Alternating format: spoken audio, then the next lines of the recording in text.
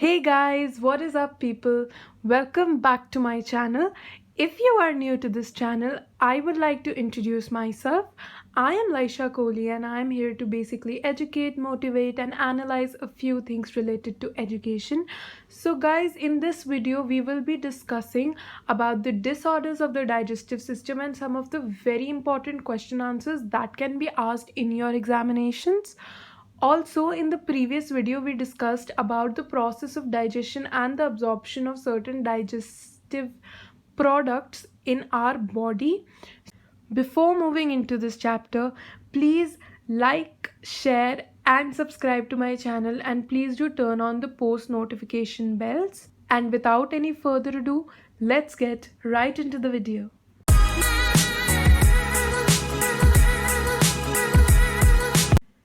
So guys, before we move into the explanation of this chapter, I would just like to notify you that all these notes that I am showing in these videos are prepared by me myself, and if you need any help or if you want these notes for your learning purpose, then you can pause the video and take a screenshot of these notes. There is absolutely no problem caused by that.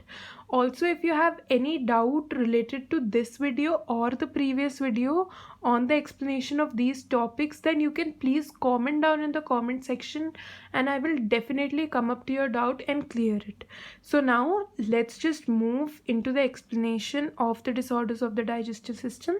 So guys, basically the disorders are caused by the bacterial and viral parasites. They are of a few types like tapeworm, roundworm, pinworm, etc. So the first disorder caused is jaundice. In jaundice, basically the liver is affected and the symptoms are the skin and eye turns yellowish due to the deposition of the bile pigments.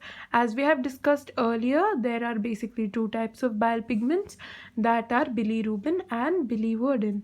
So in jaundice, basically the skin and eye turns yellow and the liver is affected.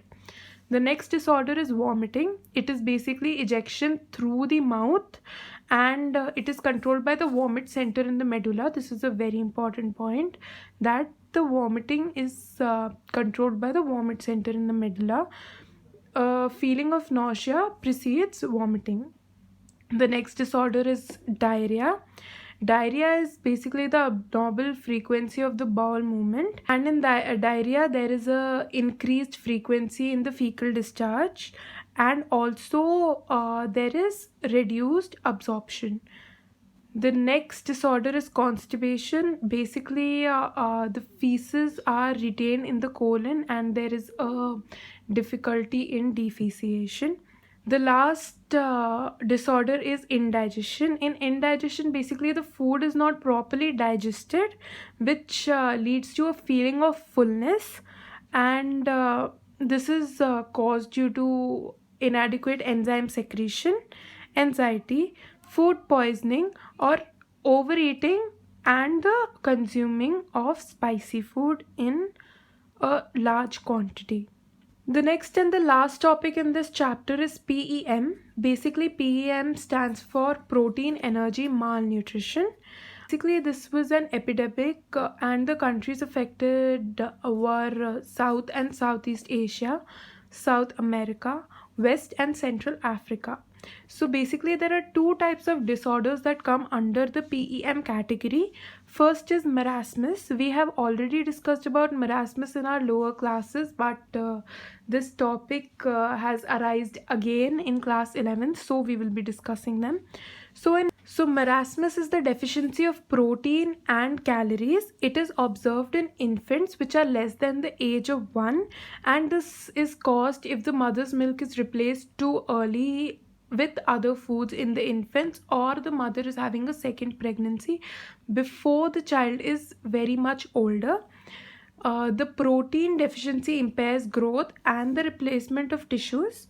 The thinning of limbs result in the skin becoming very dry, thin and wrinkled, and the body starts losing a lot of weight, so the child becomes really thin. The second disorder is kwashiorkor. Kwashiorkor is produced by the deficiency of protein unaccompanied by the deficiency of calories.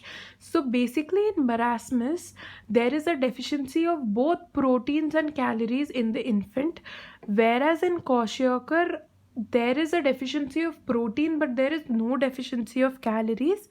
It basically happens when the mother's milk is replaced by a high calorie and a low protein diet in infants more than a year of age. So here the mother's milk is replaced by a low calorie and low protein diet in the infants less than a year of age, and in Kwashiorkor the mother's milk is replaced by a high calorie and low protein diet in the infants of more than a year of age. So the Kwashiorkor basically shows wasting of the muscles, thinning of the limbs, failure of growth and the brain or mind development. But in Kwashiorkor, some fat of the body is still left under the skin. There is extensive oedema and swelling of body parts is seen. What is oedema here? Oedema is basically the fluid deposition in the body. So please remember the meaning of the word oedema. Coming on some of the very important question answers of this chapter. Basically the most frequently asked question answers will be discussed here. So the first question is, explain the term decodont and diphodont. So the answer is, decodont is basically in humans the tooth is embedded in a socket of jawbone, and this type of an arrangement is known as decodont arrangement. Whereas diphodont, basically humans have two sets of teeth in their lifespan, that is temporary teeth and permanent teeth, and this type of a dentition is known as diphodont dentition. The second question is, what is nucleic acid, where are they digested, and what do they contain? So basically nucleic acids contains RNA and DNA, and these are digested in the small intestine by nucleases. The third question is, how is digestion regulated?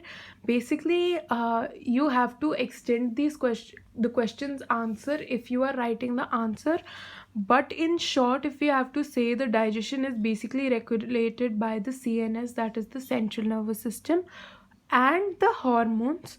I have provided a detailed explanation in the previous video. The fourth question, and a very important question, is how does the butter gets absorbed in our body? So the butter basically contains fats, and we all know how fats are digested. They are first broken down into micelles, then again in the small intestine they are incorporated into small proteins coated with fat, and they are digested by the lactale in the villi. So similar to this question, there can be a question that how are carbohydrates digested in our body, or how are chapatis digested in our body. So there is the same procedure for writing these answers. So if they have mentioned any foods, first you should know the nutritional value of the food before writing the answer. So it's better that you learn the nutritional value too.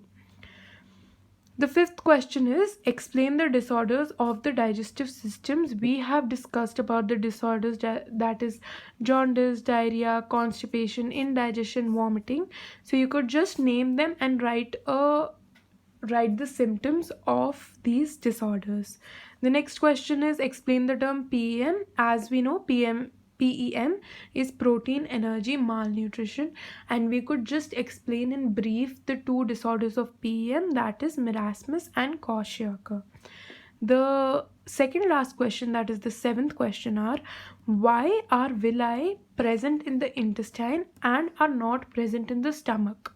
So basically villi are not present in the stomach because there is no digestion happening in the stomach, whereas the major digestion in the human body happens in the small intestine.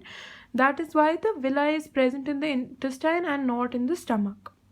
The last but not the least question is, give a composition of bile and mention its function. So as we all know, the bile does not contain any enzymes. It contains phospholipids, bile pigments, bile salts and cholesterol. And the function of bile is basically it helps in the digestion of fats, and also it helps in activating lipases. So this was the last question that could be asked in your examinations from this chapter. So guys, this was the end of this chapter as well as the video. The video was a bit small as compared to the previous videos on my channel, but I think that's absolutely fine for a very good ending. Also guys, thank you so much for watching this video till the end. Please do like, share and subscribe to my channel. Do not forget to turn on the post notification bell so that you may not miss any of my video and will be notified every single time I post a new video. Guys, please do let me know in the comment section whether you like this video or not, and please do tell me on which chapter do you want me to explain next after this video. I will definitely be waiting for your comments. Also guys, please do tell me in the comment section below if you have any doubt related to this chapter. I will definitely look into your doubts in the next video and I will definitely clear them. Thank you so much for watching. Please keep supporting. Much. Bye bye. See you guys.